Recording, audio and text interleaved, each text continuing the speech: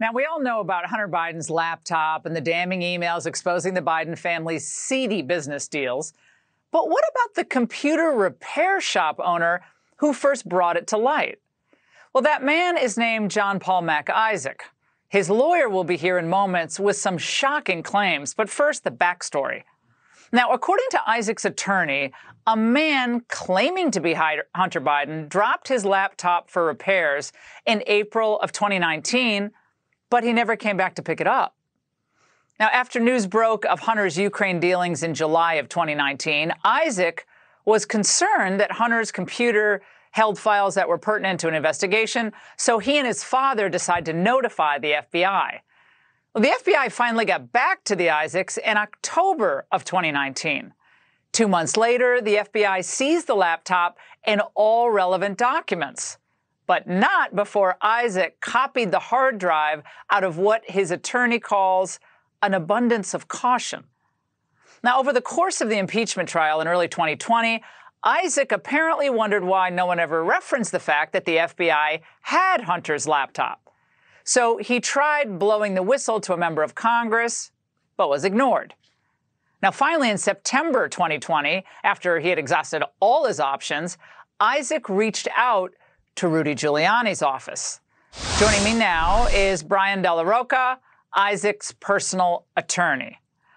Brian, now, why did the FBI wait until Trump's impeachment to reach back out? Did you ever find out?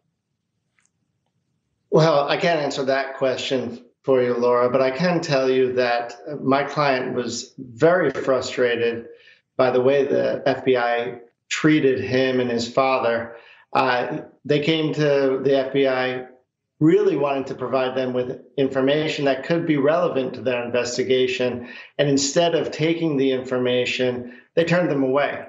And so that was frustrating. And they did not come back to them for another few months. And at that point, they finally delivered a subpoena to John Paul, and he gave up the computer. He didn't need the subpoena. He would have done it anyway. Brian, this is what Congressman Adam Schiff had to say after the Hunter Biden laptop story broke.